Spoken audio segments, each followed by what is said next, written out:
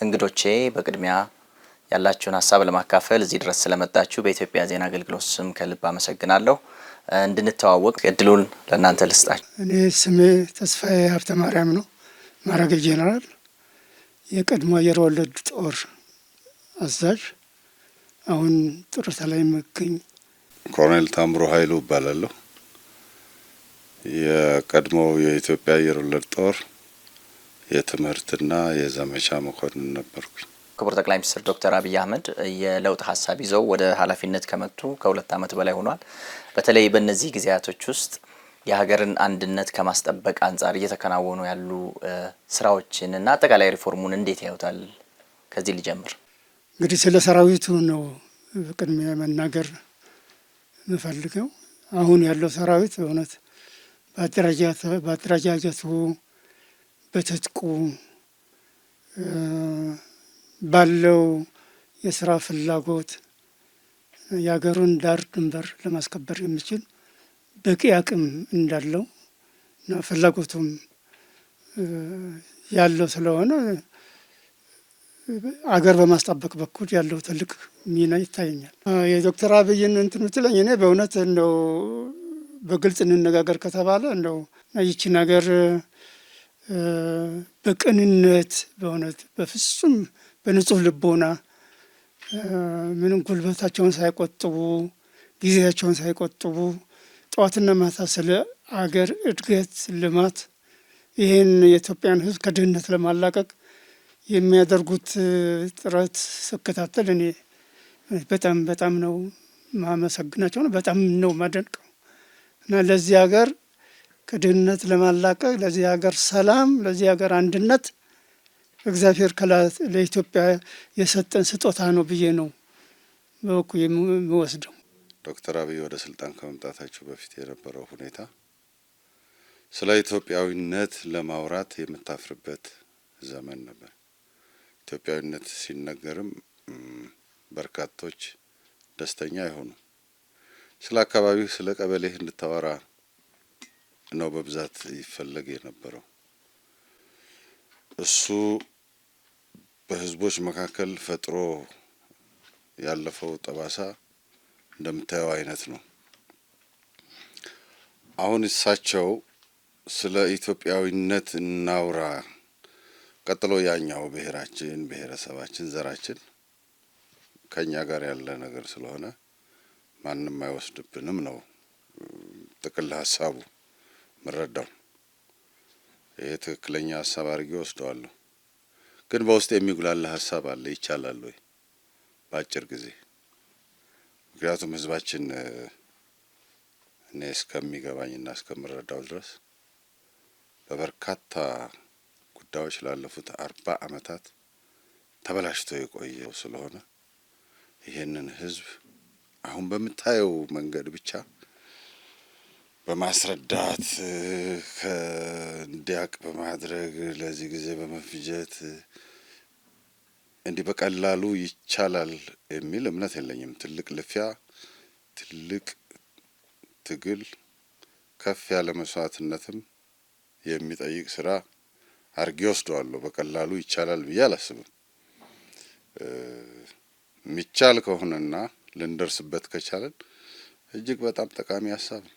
ስለ ሀገራችን ስለ ኢትዮጵያ የምንቆጭ በሙሉ ባለን አቅም ሁሉ የማገዝ፣ የመርዳት፣ የመደገፍ ኃላፊነት አለብን።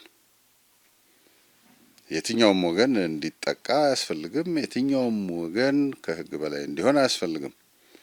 እንግዲህ ሳነጋግርህ እኔ እንደ ወታደር ነው ማነጋግርህ። እንደ ፖለቲከኛ ብዙ ያማሩ ቃላቶች ላልነግርህ እችላለሁ። ህግ መኖር አለበት። ህግ ከላይ ማደር አለበት። ሁልጊዜ ሁላችንም ከህግ በታች መሆናችንን ማመን መቻል አለብን። ይሄ በሁለት መንገድ ነው የሚፈጸመው። አንዱ በመንገር በማስረዳት ነው፣ በማሳወቅ ነው አንደኛው መንገድ። አንደኛው መንገድ ደግሞ በበትር ይሆናል። ሰው 2 ጊዜ ይማራል ይባላል። አንድ ጊዜ ሀ ብሎ፣ አንድ ጊዜ ዋ ብሎ። ስለዚህ ሀ ብሎ መማር ካልቻለ ዋ ብሎ እንዲማር ማድረግ ያስፈልጋል። ሁላችንም መውደድንም መጥላትንም የምንችለው ሀገራችን ስትኖር ብቻ ነው። ሀገራችን ከሌለች መውደድም አይቻልም፣ መጥላትም መጣላትም አይቻልም። ሀገር ከሌለ መዳን አለባት ሀገራችን። ይሄን አድርገን ስናበቃ ነው የሚቀጥለውን ስራ መስራት የምንችለው። ትልቁ ጉዳይ ሀገራችን ማዳን ነው። እኔ እንደ ወታደር ለሀገሬ ደህንነት፣ ለህዝቤ ሰላም ሀገሬ ከእኔ የምትጠብቀውን ማናቸውንም መስዋዕትነት ለመክፈል ዝግጁ ነኝ። የወታደር ዋነኛ ዓላማውም ይሄ ስለሆነ አንዳንድ አካላት ኢትዮጵያ አሁን ላይ በጣም አደጋ ላይ እንደሆነችና እንዲሁም የመፍረስ ቋፍ ላይ እንዳለች የሚገልጹ አሉና እንደው ጀነራል እርስዎ አሁን ያለችው ኢትዮጵያ እንደሚባለው አደጋ ላይ ናት? መሬት ላይ ያለው ሀቅ ምንድን ነው?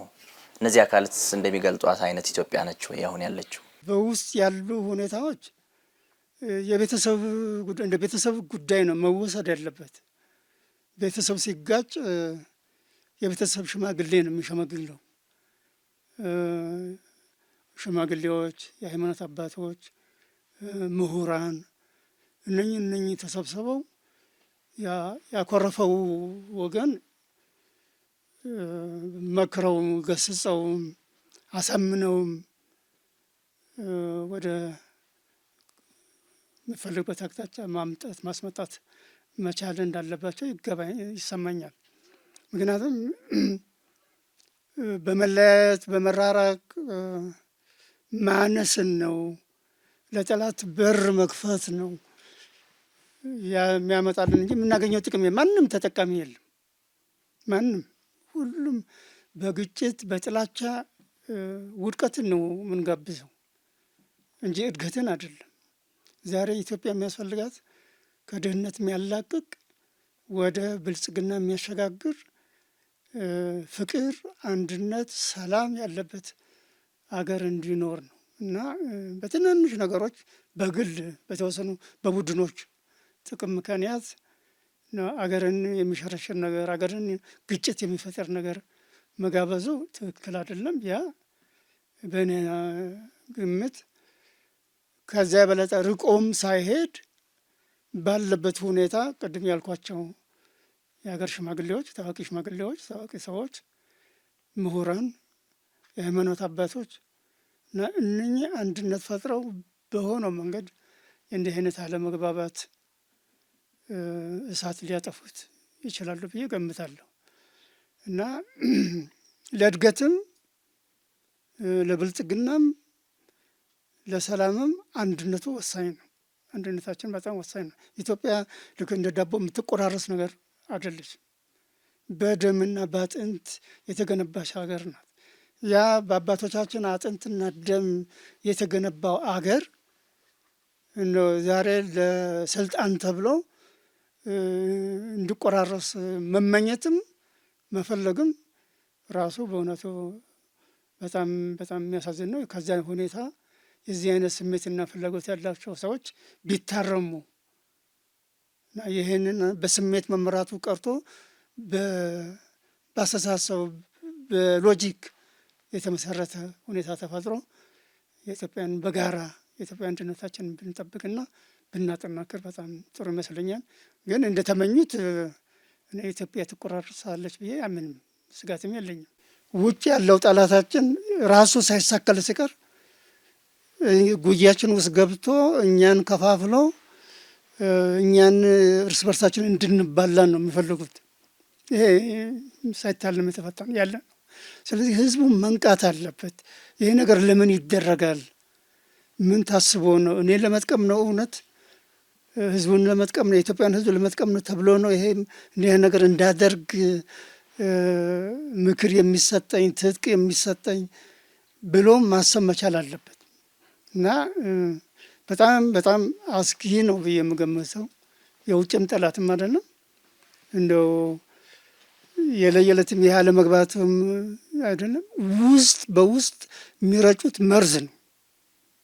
ጠላቶቻችን ራሳቸው ሳይሳካላቸው እኛን ራሳችንን መሳሪያ አድርገው እርስ በርሳችንን የማባላት እድገታችንን የማደናቀፍ መንገድ ነው የሚደረጉ ነገሮች እና ይሄ ህዝቡ ሊረዳ ይገባል። ለማን ተብሎ ነው? በእርግጥ ለእኛ ለኢትዮጵያውያን ታስቦ ነው ይህን አይነት ምክር የሚሰጠን? ይህን እርስ በርሳቸው ተባሉ ተጋደሉ ብሎ ትጥቅ የሚሰጠን ወይንስ የጥቂት ሰዎች ፍላጎት ወይስ ጠላት የራሱን ፍላጎት ለማሳካት ሲል ነው የሚለው ነገር የኢትዮጵያ ህዝብ ነቅቶ ማወቅ እንዳለበት ነው የሚታየና ህዝቡ ከነቃ ካወቀ ከእንዲህ አይነት ነገር ልንጠበቅ እንችላለን።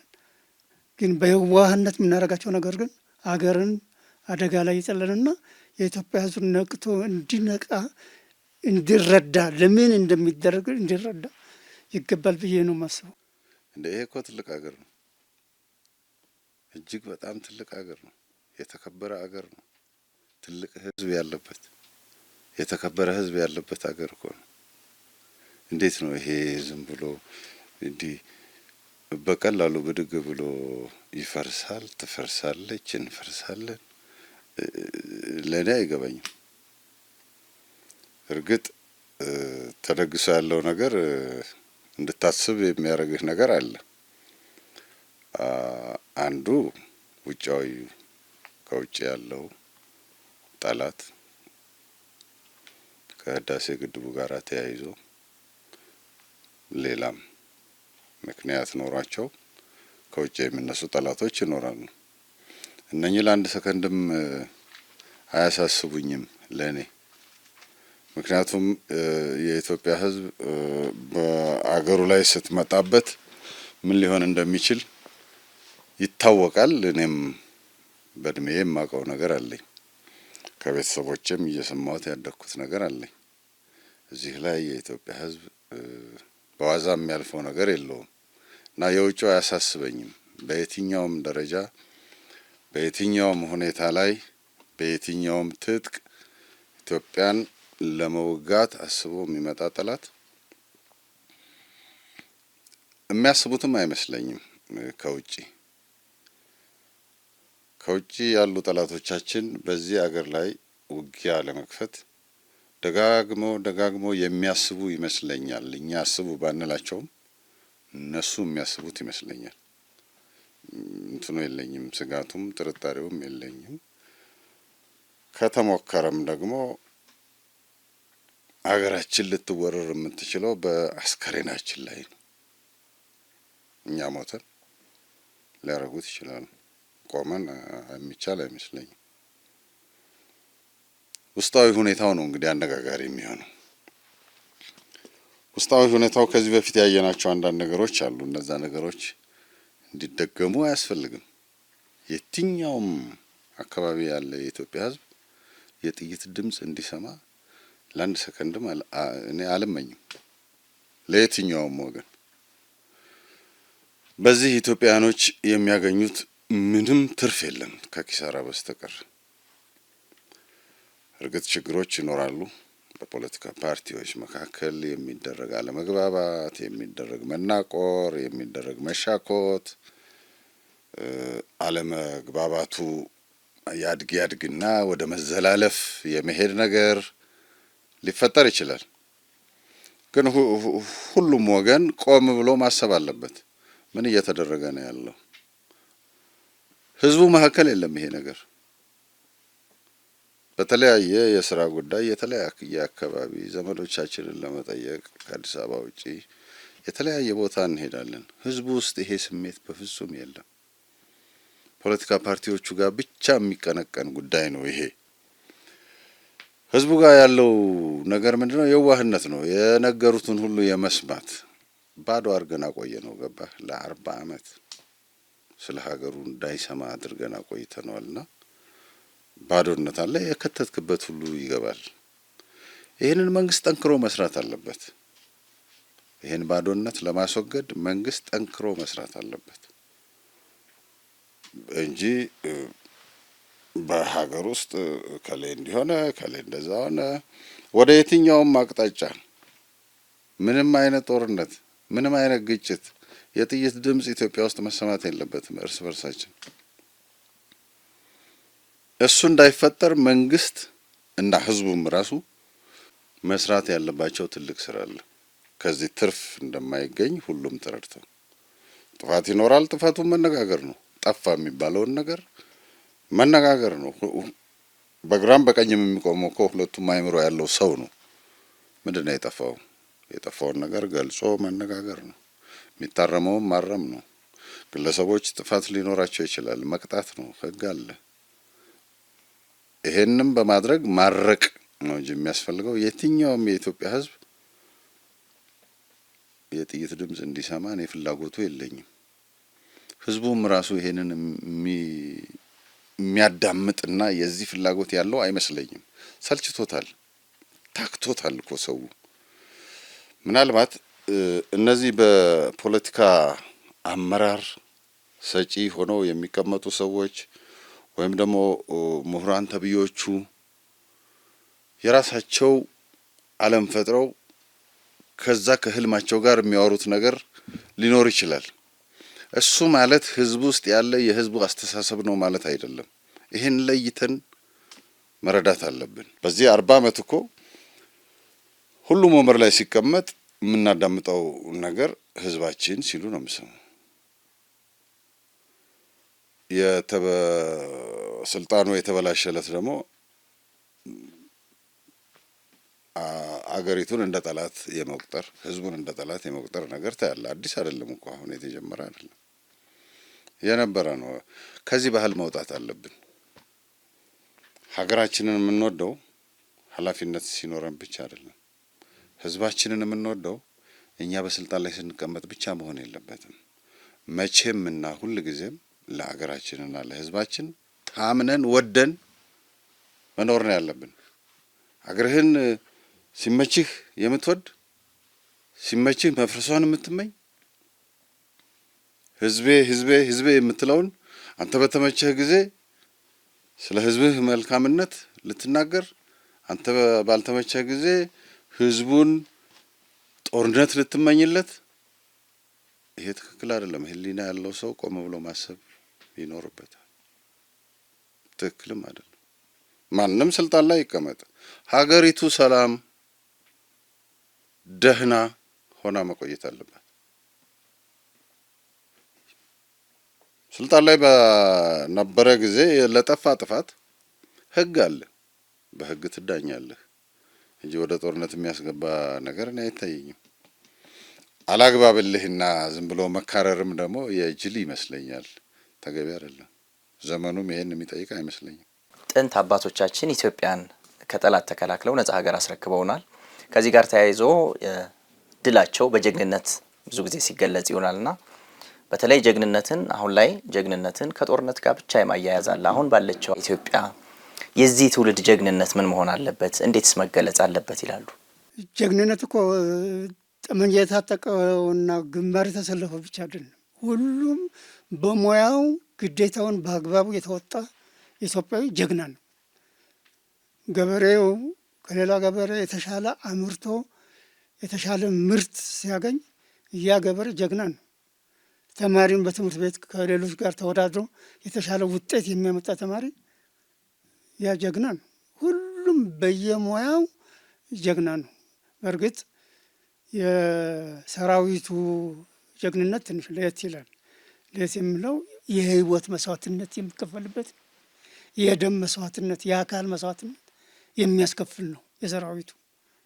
ያኛው በላቡ በጭንቅላቱ አሰካክቶ የሚያመጣው የሚፈጥረው ጀግንነት ነው።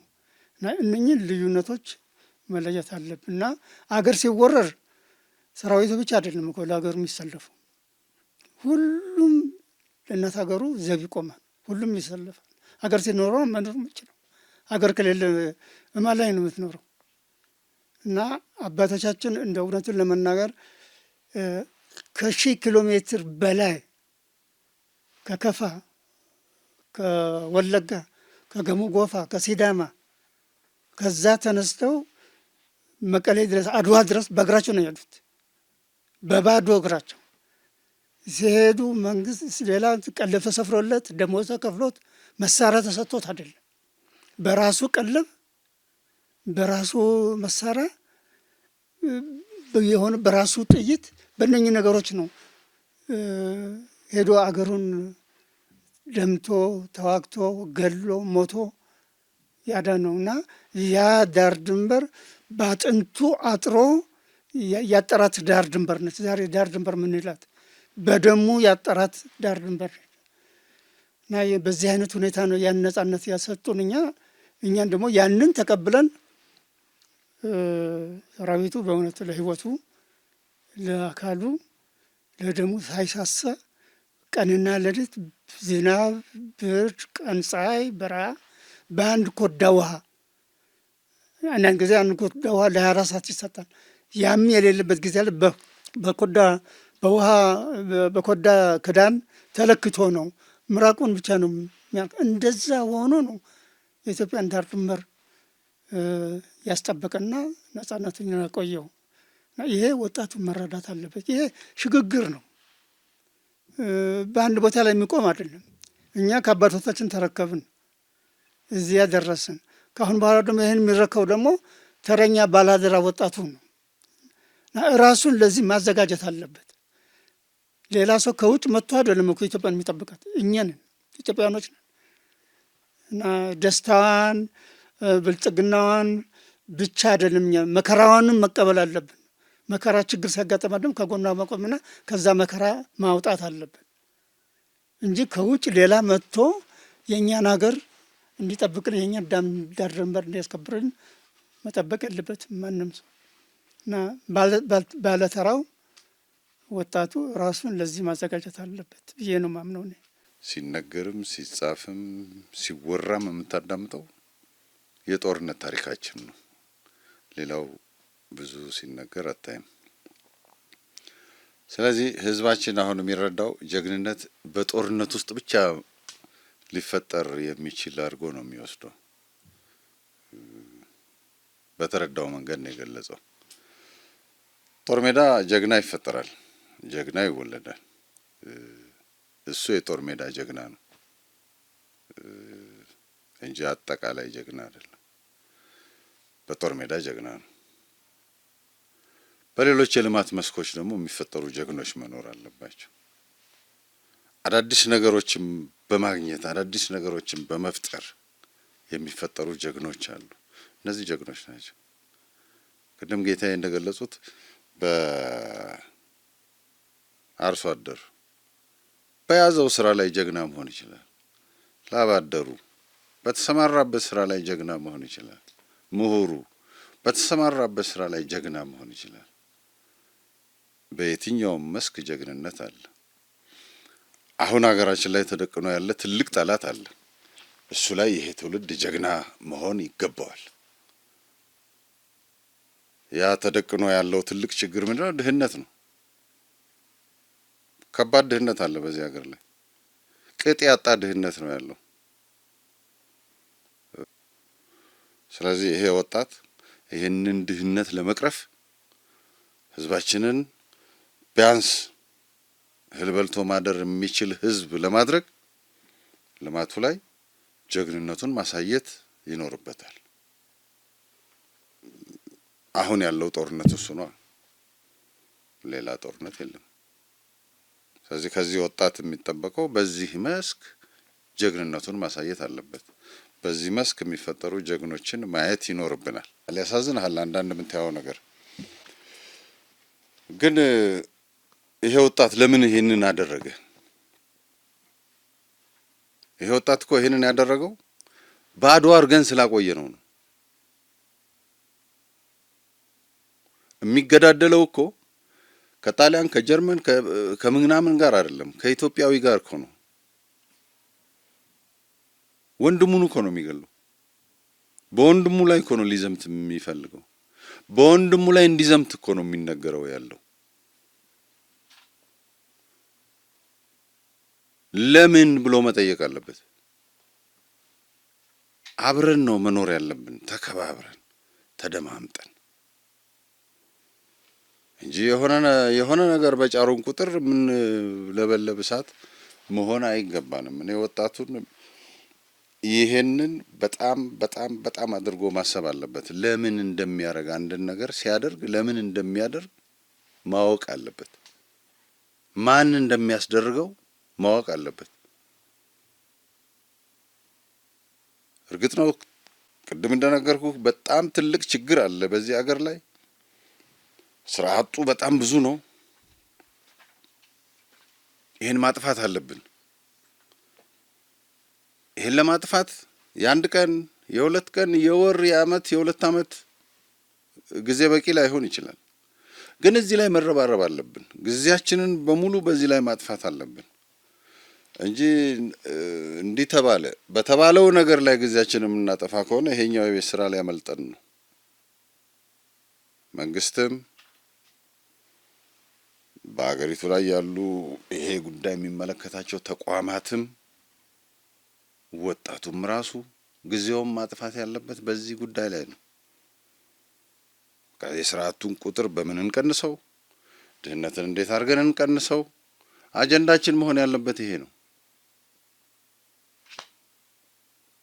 እዚህ ላይ ነው ወጣቱ ማተኮር ያለበት። እዚህ ላይ እንዲያተኩር መሰራት ያለበት ትልቅ የቤት ስራ አለ።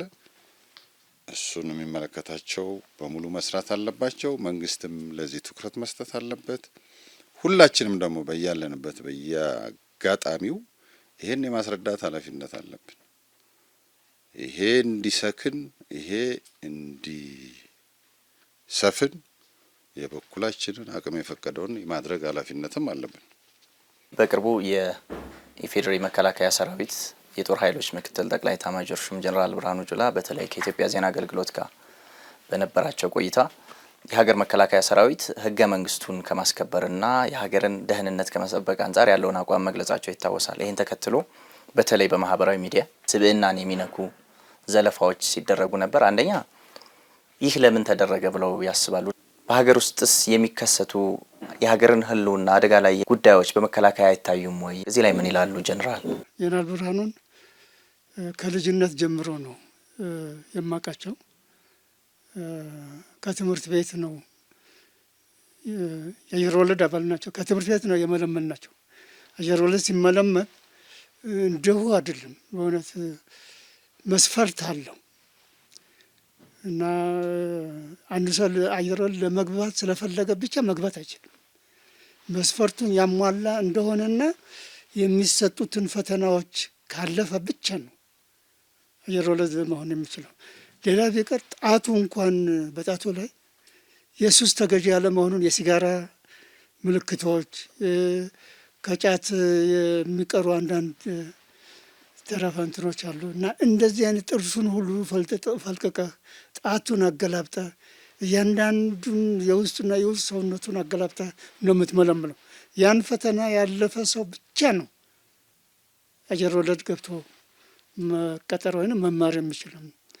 እና ብርሃኑ ከነኚህ የምርመራ መስፈርቶቹን በሙሉ አልፎ ነው አየር ወለድ የገባው። አየር ወለድ መግባት ማለት የአየር ወለድ ስልጠና መውሰድ ማለት አየር ወለድ አንድን ሰው ልክ እንደ ሸክላ ሰሪ ከውሃ ጋር አላግጦ ጠፍጥፎ እሱ በሚፈልገው መንገድ ቀርጾ ነው የሚያወጣ። እንደ አናጺ ሆኖ ያለ መላጊያ በራሱ ባለው ጥበብ ያንን ጠርቦ አስተካክሎ ቅርጹን አስተካክሎ 2 ዓመት ነው ስልጠና የሚሰጠውና በዛ ያን ስልጠና የሚያልፉት መጀመሪያ የእግረኛ ትምህርት ይሰጣል ለ6 ወር። ቀጥሎ 9 ወር የኮማንዶ ትምህርት ይሰጣል። ከዛ ደግሞ 4 ወር የአየር ወለድ የዝላይ ትምህርት ይሰጣል። እነኝህን 3ቱን አጣምሮ ያለፈ የ2 ዓመት ኮርስ የጨረሰ ሰው ነው አየር ወለድ ብቁ ነው ማለት የሚቻል ነው። በዛ ውስጥ ማለፍ የሚችሉ በጣም ጥቂቶች ናቸው። ከነኛ ውስጥ ያንን ፈተና በሙሉ አልፎ በማዕረግ የተመረቀ ሰው ነው ጀነራል ብርሃኑ። በአየር ወለድ ስልጠና ጊዜ ውስጥ መሰልጠን ብቻ አይደለም እና ከሰለጠኑና ምርጥ ከተባለ ከዛ ውስጥ ደግሞ ተጫምቆ ለአሰልጣኝነት ይመረጣል። ሁሉም ሰው አሰልጣኝ መሆን አይችልም። ከዛ የአየር ወለድን ፈተና ጨርሶ ከወጡም በኋላ እንደገና ከወጡት ውስጥ ታጨምቅና ሰዎች ትመርጣለህ። ምን አሰልጣኝ የሚሆኑት በጣም ጥቂቶቹ ከሺህ ምናልባት 20 ወይም 30 ሰዎች እና ብርሃኑ ከዛ ከሰፊው ህዝብ ውስጥ ከሰፊው ሰራዊት ውስጥ የስራ በጣም ያንጸባረቀ ስለነበረ ተመርጦ የአሰልጣኝነት ኮርስ የወሰደ ሰው። ይሄ ብቻ አይደለም። ጀነራል ብርሃኑ አየር ወለድ በተሰለፈበት ጦር ሜዳ ሁሉ የተሰለፈና በእውነቱ ብዙ ውጤት ያስመዘገበ ሰው ነው እና ጀነራል ብርሃኑ ያለማ ልዩነት አለ በሰው ላይ።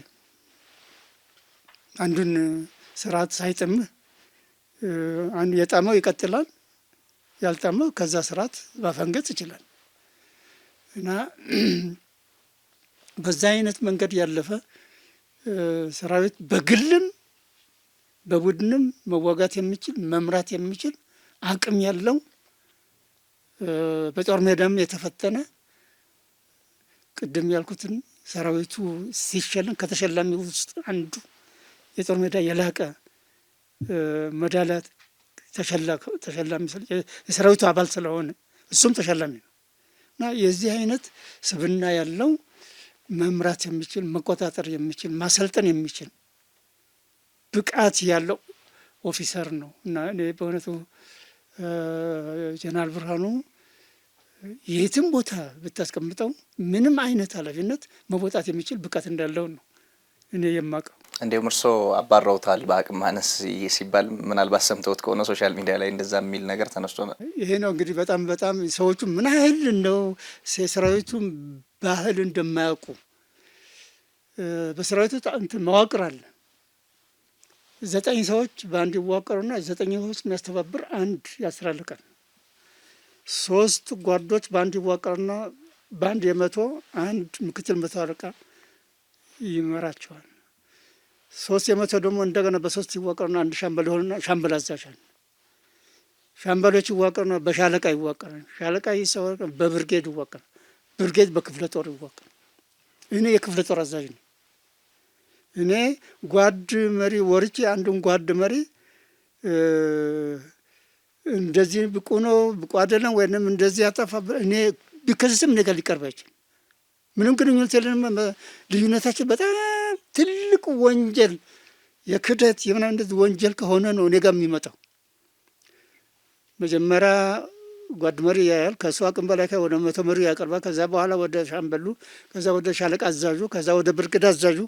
ብርጌድ አዛዡ መወሰን ያቃተውን ነው እኔ ጋር የሚቀርበው እና የሰራዊቱ መዋቅር ምን እንደሆነ ማይረዱ እንደሆነ ነው በዚህ የምትረዳው። ይህን ቃል የሚነጋገሩ ሰዎች አንድ ጄኔራል የክፍለ ጦር አዛዥ ወርዶ የጓድ መሪ ስራ ይሰራል ነው የሚለው። እኔ እንደ ጓድ መሪ አድርጎ ነው እንትን ያለ።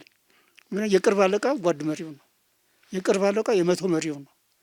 ከዛ ካለ ያን መሰላል ነው እንግዲህ በእነሱ አቅም በላይ የሆነ ጉዳይ ነው እኔ ጋር መጥቶ እንትን የሚለው እና እኔና ብርሃኑን የሚያገናኘኝ ምንም አይነት መስመር አልነበረም። የራሳቸውን ድክመት ለመሸፈን ሲሉ የራሳቸውን ኃላፊነት መወጣት ያቃታቸው ሰዎች የእነሱን ድክመት በሌላ ሰው ላይ አድርገው ራሳቸው አዋቂ አድርገው ለማስመሰል የሚያደርጉት ነገር ነው እንጂ በእውነት ተጨባጭና ማስረጃነት ያለው ሰው በቅርብ ከሱ ጋር ሰርተው የብርሃኑን አቅም የሚያውቁ ሰዎች ቢሆኑ ይህን አይናገሩም። ይህን ሊናገሩ አይችልም። እና አሁን ከእነሱ ልቆ ሲገኝ ማድረግ ያለው አጋጣሚ የእነሱ ትልቁ አቀው የት ላይ ነው? ስም ማጥፋት ነው። ስም ማጥፋት ነው። ተጨባጭነት በሌለው ማስረጃ በሌለው ነገር ነው እና የነገሮችን የተቋም እንትን ምን ያህል እንደሆነ ስለማያውቁ እንደዛ ቢሆንማ መቼ አየር ወለድ መጀመሪያ እኮ በእግረኛ ይባረራል እኮ ያልቻለም አቅም የሌለው ሰማ የእግረኛውን አለፈ።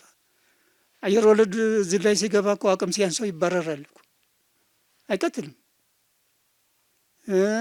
አየር ወለድ ከጨረሰ ኮማንዶ ኮርስ ሲወስድ እልህ አስጨራሽ የሆነ ትምህርት ነው። ኮማንዶ ማለት ደም እንባ መፈጠር የሚጠላበት ጊዜ ነው። አንዳንድ ጊዜ ያንን ፈተና ያለፈ ሰው ነው። ያኔ ነበረ ቢባረር ነው አቅም የለም ቢባል፣ ግን ያ ሁሉ ፈተና ሁሉ አልፎ በሰርቲፊኬት የተመረቀ ሰው ነው። ከዛም አልፎ እንደገና ለአሰልጣኝነት የተመረጠ ሰው ነው። የት ቦታ ላይ ነው ድክመት ተብሎ የሚያወሩት? በምን ተገናኝተን ከኔ ጋር እና ቢሆን ኖር ይሄ ነበርና፣ ግን ያ ሁሉ አልፎ የአሰልጣኝነት ኮርስ ነው። ጦር ሜዳ ተሰልፎ በተለያየ ጦር ሜዳ ላይ ጀግንነቱን እያስመሰከረ ጀግና ኦፊሰር ነው። እና ያንን በቃ ትልቁ ነገር ምንድን ነው እንደሚሰማኝ ምቀኝነት ነው። እነሱ ከነሱ ልቆ ስለተገኘ የእሱን እንትን መከታተል ስላልቻሉ ያለው አቅም ምንድን ነው ድክመታቸውን ለመሸፈን የሌላውን ሰው ስም ማጉደፍ ነው። እና እንደዚህ ነው ይመስለኛል። እኔ ጀነራሉ የሰጡትን ኢንተርቪው አዳምጫለሁ ከመጀመሪያው እስከ መጨረሻው በደንብ። ጀነራሉ የገለጹት ነገር አንድ ወታደር ሀገሬ ብሎ አምኖ ተሰልፎ ያለ ወታደር ማለት ያለበትን ነገር ብለዋል። በዛውም እንደ አንድ የጦር ጀነራል ማለት ያለባቸውን ነገር በአግባቡ ብለዋል።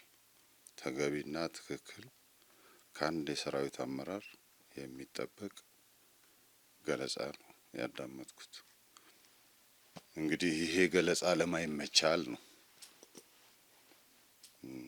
ኢትዮጵያ የምትባለውን አገር ኢትዮጵያ የሚባለውን ስም ላይ ጥላቻው ከሌለህ ከጀነራሉ ንግግር ጋር ልትጣላ አትችልም።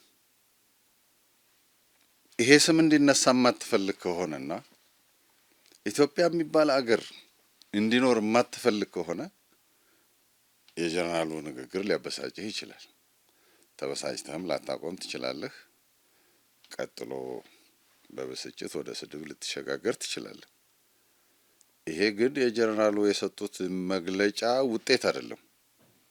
እሳቸው እንደ አንድ ወታደር እንደ አንድ የጦር ጀነራል ማለት ያለባቸውን ነገር ነው ያሉት። ሀሳቡ ካንተ ጋራ ይሄዳል አይሄድም ነው። ካልሄደ ትበሳጫለህ። ስትበሳጭ ቀጥሎ ወደ ዘለፋ ትገባለህ። ጀነራል ብርሃኑ ጀነራል ከመሆናቸው በፊት በምልምል ወታደርነት ጊዜ ጀምሮ እኔ አጠገብ የነበሩ ሰው ናቸው። የመሰረታዊ የእግረኛ ትምህርት ስልጠና ጀምሮ እስከ ጦር ሜዳ ድረስ የደርግን ስርዓት በመጥላት ትተው እስከ ሄዱበት ጊዜ ድረስ አብረን ነበርን። በስልጠናም በውጊያም። የሚያሳዝነው ነገር አንዳንዶች ተማርኮ የሄደ ብለው ሲያወሩ ትሰማለህ። በጣም እኮ የሚያሳዝን ነገር ነው። ጥላቻ ቅጥ አለው። ቅጥ ያለው ጥላቻ መጥላት ይቻላል። በቅጡ ብትጠላ ጥሩ ነው። ግን ቅጥ ያጣ ጥላቻ፣ ስለማታውቀው ነገር መቀባጠር ምን የሚባል በሽታ እንደሆነ አይገባኝም። ጀነራል ብርሃኑ ተማርኮ የሄደ ወታደር አይደለም። ይህን ከራሱም ማዳመጥ ይቻላል፣ መጠየቅ ይቻላል። ጀነራል ብርሃኑ ከ81 ዓመተ ምህረት በኋላ ሰራዊት ውስጥ የነበረ ውስጣዊ አለመጣጣም ለጀነራል ብርሃኑ ብቻ ሳይሆን ለሌሎችም ለበርካቶች ትቶ የመሄድ ከባቢውን የመልቀቅ ፍላጎት የነበራቸው በርካታ ወታደሮች ነበሩ፣ የበታቾችም መኮንኖችም። እና ያን ፍላጎታቸውን ማሳካት የሚችሉት ወደ ጠላት በመግባት ነው፣ ከድቶ በመሄድ ማለት ነው። ስለዚህ እንደዛ ካደረጉት ወታደሮች መካከል አንዱ ነው እንጂ ተማርኮ የሄደ አይደለም። በነገራችን ላይ ጀነራል ብርሃኑ ብቻ አይደለም፣ ሌሎችም እኮ አሉ። አሁን በኢህአደግ ዘመን ካሉት የጦር ጀነራሎች ውስጥ አየር ወለድ የነበረ ጀነራል ብርሃኑ ብቻ አይደለም፣ ሌሎችም አየር ወለድ የነበሩ ወታደሮች አሉ፣ በጀነራልነት ማዕረግ ያሉ አሁንም በስራ ላይ ያሉ። እንግዲህ የጀነራል ብርሃኑ ወደ ላይ ጎልቶ መውጣት ይመስለኛል ጀነራል ብርሃኑ ላይ ብቻ ማተኮር የፈለጉበት አንድ። ሁለተኛ ሰዎችን ከስርዓት ጋራ የማጣበቅ ነገር፣ ስርዓቱ ጋራ ሲጣሉ በስርዓቱ ዙሪያ ያሉ ሰዎችን የመሳደብ አባዜ እዚህ ሀገር ላይ በርክቷል። ጀነራል ብርሃኑ ከስርዓት ጋር የሚያጣብቅ ነገር የለውም። ወታደር እኮ ነው። ደግሞ ወታደር ትክክለኛና በጣም ጥሩ ወታደር ነው ጀነራል ብርሃኑ። ቀደም ሲል ጀነራል እንደገለጹት መሰረታዊ እግረኛ ትምህርትን በሰዓቱ ያጠናቀቀ፣ የኮማንዶ ስልጠናን በሰዓቱ በስርዓት ያጠናቀቀ ኤ ደረጃ ተብለው ከሚታሰቡት ውስጥ የጨረሰ ሰው ነው።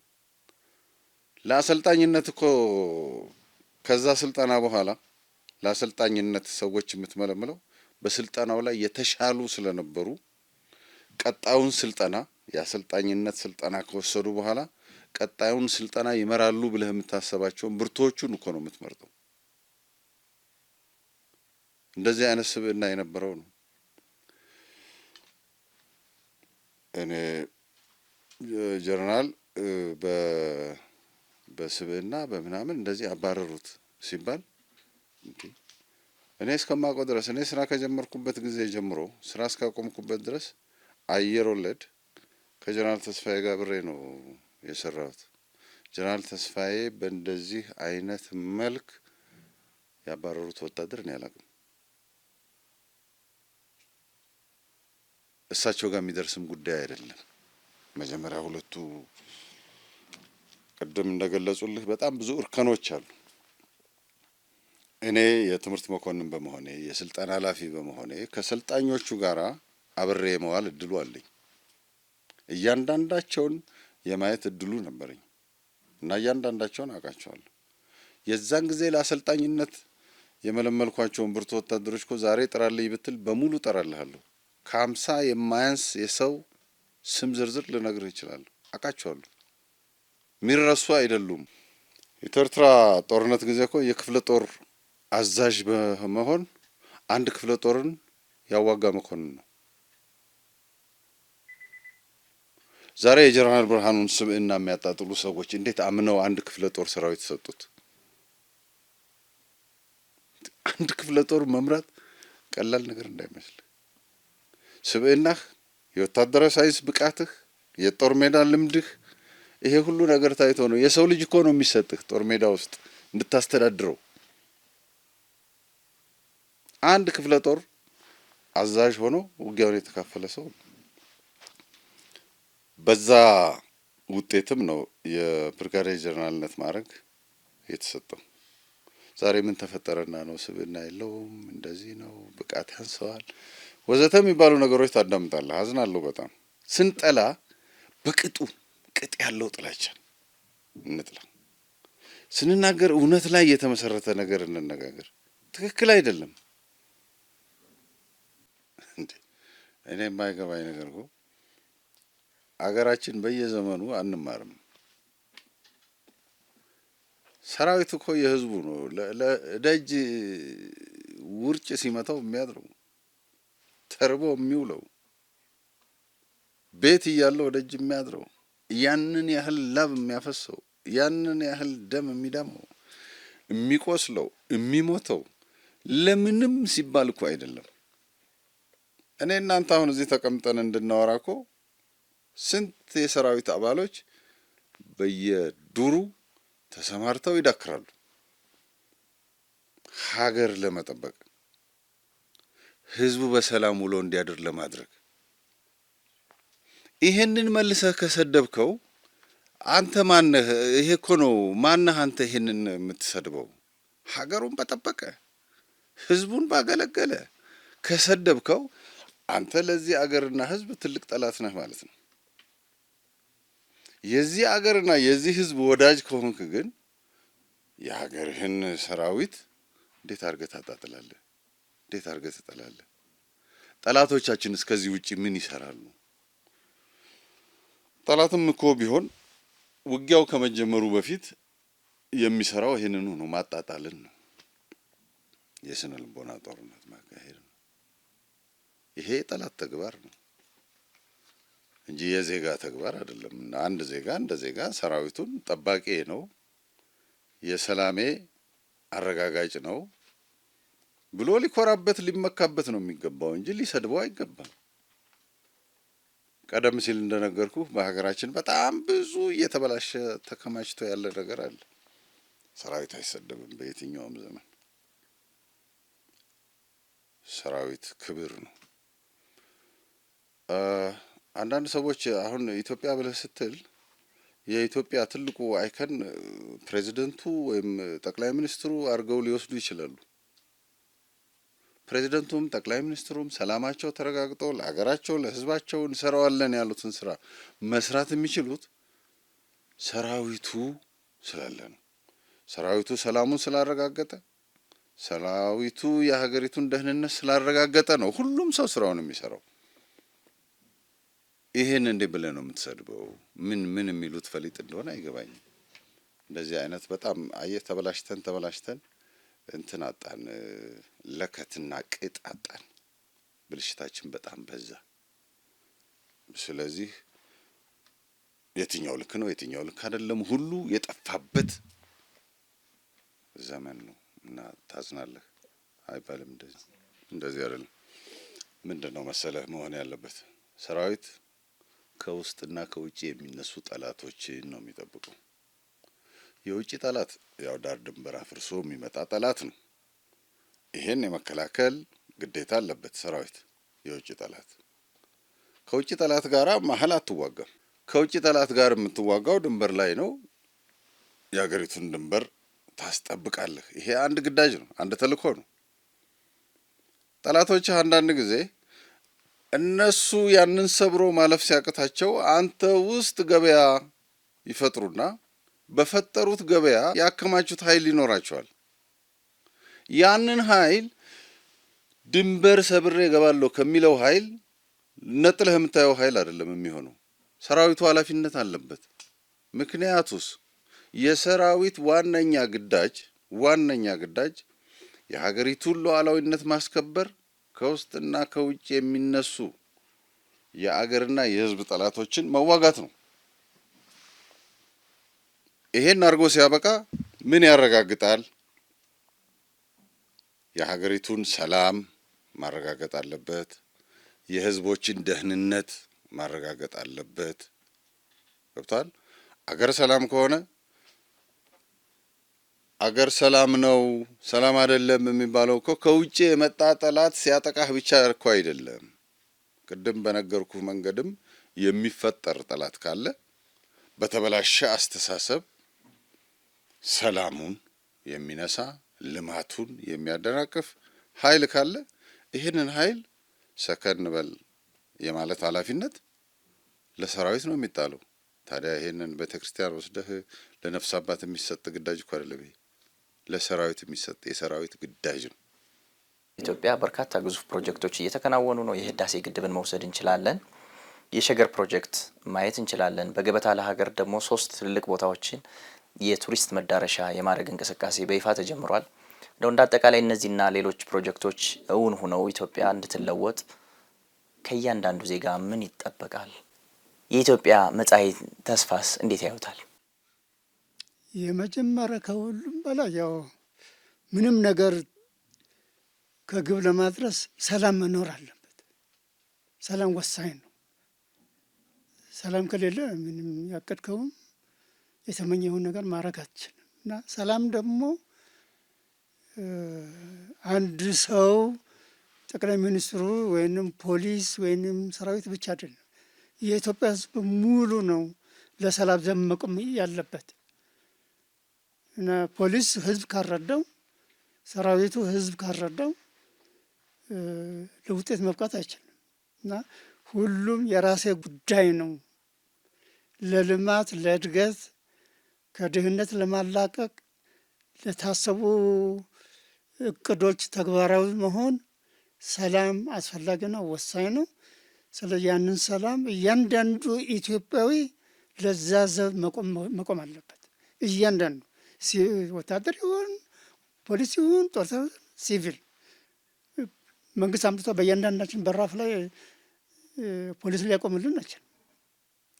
ሰላማዊ ህዝብ ራሱን አደራጅቶ አካባቢውን መጠበቅ አለበት። አካባቢውን የጠበቀ እንደሆነ ሰላም ይወርደው። ቤት ሰላም ከሆነ ጎረቤት ሰላም ይሆናል። ጎረቤት እኮ ሰላም ከሆነ ከተማችን ሰላም ትሆናለች። አንዱ ከተማ ሰላም አገር ሰላም ይሆናል። ስለዚህ ከህዝብ የሚያመልጥ ነገር የለም። አሁን ትልቁ ስጋት ለሰላማችን እንቅፋት፣ ለእድገታችን እንቅፋት ይሆናል ለምለው በውስጥ የሚደረጉ ጸረ አንድነት ወይም ጸረ ልማት የሚደረጉ ነገሮች ወደፊትም እየተጠናከሩ ይሄዳሉ ብዬ እሰጋለሁ። ጠላቶቻችን ዝም ብለው አይተኙልን።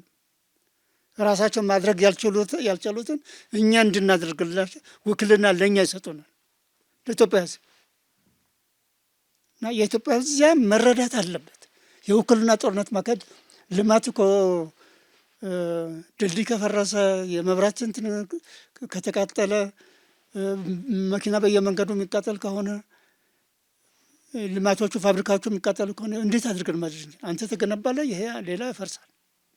ያ ሊሆን አይችልም። ያ እንዳይሆን ማድረግ የሚችለው እያንዳንዱ ኢትዮጵያዊ ነው። ከኢትዮጵያዊ ከሰው የሚደበቅ ነገር የለም፣ የሚሰወር ነገር የለም። እና ይዋጋ ማለት ነው መረጃ መስጠት እኮ ነው። ለሚመለከተው ክፍል መረጃ መስጠት ነው። እና እያንዳንዳችን ለአንድነታችን፣ ለእድገታችን፣ ለሰላማችን ዘብ መቆም አለብን። ይህን መረዳት አለብን። በእውነቱ አሁን የተጀመሩ ነገሮች የምትጠይቀ ነገሮች ገና ብዙ ነገሮች ትልቅ ተስፋ ነው የምታየው። ከዚህ ነው እንግዲህ እድገት የሚጀምረው። የህዳሴ ግድብ መጠናቀቅ ማለት እኮ ለኢትዮጵያ የእድገት መሰላል ማለት ነው። ከድህነት መላቀቂያችን ነው። ፋብሪካዎቹ መንቀሳቀስ የሚችለው ኃይል ሲያገኝ ነው፣ ኤሌክትሪክ ሲያገኝ ነው። እኛም እኮ እንትን መናገር ከጭስ መላቀቅ የምንችለው እኮ ያ ሲጠናቀቅ ማብስ ጄኔሬተሮች ሲሰራ ነው እንጂ እንደዚህ በምኞት ብቻ የሚሆን ነገር እኮ የለም። እና ለእያንዳንዳችን እድገት በህብረተሰባችን በቀን 3 ጊዜ መመገብ እንችል ከድህነት እንዲላቀቅ የኛ ዘብ መቆም ወሳኝ ነው። እና የእነኚህ ነገሮች የተጀመሩ እቅዶች ወይም ፕሮጀክቶች በሰላም መጠናቀቅ መቻል አለባቸው። የእነሱ መጠናቀቅ የእኛ ከድህነት መላቀቅ ማለት ነው፣ ራሳችን መቻል ማለት ነው። እና እኔ ተስፋ ትልቅ ተስፋ ነው በእውነት። እኔ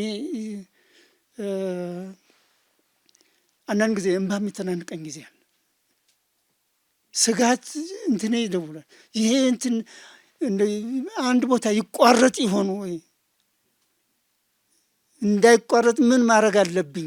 ማድረግ አለብን እያንዳንዳችን። ካልተቋረጠ በዚህ ከቀጠል ለጠቅላይ ሚኒስትራችን በእውነት እኔ እስከ ዛሬም ድረስ የዚህ አይነት መሪ ያገኘን አይመስለኝም። ሊሳሳት ይችላል፣ ወደፊትም የምናገኝም አይመስለኝም። እኔ ይሄ ልዩ ስጦታ ነው ለዚህ ሰው ደህንነት፣ በህይወት መቆየት። ሁሉም ሰው የሚችለውን ነገር ሁሉም ማድረግ አለበት፣ መጸለይ አለበት ነው የምለው እንጂ ይሄ ገና ጅምር ነው። የዚህ አይነት በሺ የሚቆጠር ነገር እንደሚሰራ ነው ተስፋ ማድረግ እና ይሄ ትንሽ ጅምር ነው። በአብይ አስተሳሰብ በጣም ብዙ ሰፊ ገና ያልተዳሰሱ ነገሮች አሉ። ኢትዮጵያን ከዓለም ካደጉ ሀገሮች አንዱ ለማድረግ በቅንነት ስለሆነ እኔ እስከሚረዳኝ በንጹህ አእምሮ ስለሆነ ያ ንጹህ አእምሮ ያ ንጹህ ቅንነት ኢትዮጵያን ከድህነት በእርግጠኝነት ያለቀቃታል። የዛ ሰውዬ እኔ እድሜ ሁሉም ሰው መለመን እንዳለበት ነው በእኔ ምኞት፣ በእኔ አስተሳሰብ። እዚህ ሀገር ላይ የሆነ ነገር ሲሰራ ከከሌ ጋር የምናጣብቀውን ነገር መጀመሪያ መታረም አለብን ዜጎቹ። ከዚህ መታረም አለብን። ህዳሴ ግድቡን ከሆነ ሰው ጋር አጣብቀህ ሰውየውን ስጠላው ህዳሴ ግድቡንም አብሮ የመጥላት ነገር። ሸገር ፕሮጀክት ሲሰራ እከሌ ነው የሰራው፣ ፕሮጀክቱና ሰውየው መለያየት አለባቸው። ይሄ ለይቶ መገንዘብ መቻል አለበት ሰው።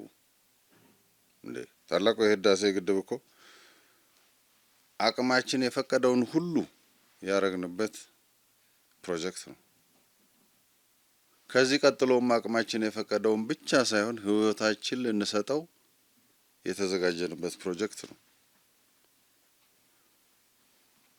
ሌሎቹንም ፕሮጀክቶች ብታያቸው የሀገር ነው።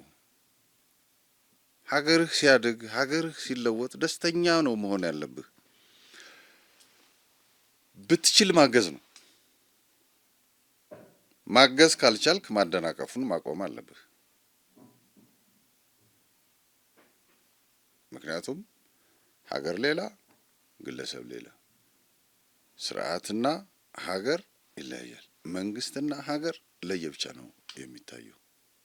ማንም ይስራው እነኚህ ስራዎች ለሀገራችን ተገቢ ስራዎች ናቸው፣ ትክክል ናቸው። እንደ ዜጋ እነዚህን ፕሮጀክቶች የማገዝ ኃላፊነት አለብን።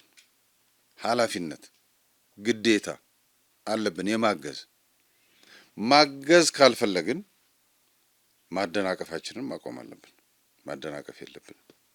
እኔ ያለኝ ሀሳብ የነበረን ጊዜ በጣም ያማረ ነበር። እዚህ ድረስ መጣችሁ ሀሳባችሁን ያላችሁን ሳሰስቱ ስላካፈላችሁን በኢትዮጵያ ዜና አገልግሎት ስም ከልብ አመሰግናለሁ።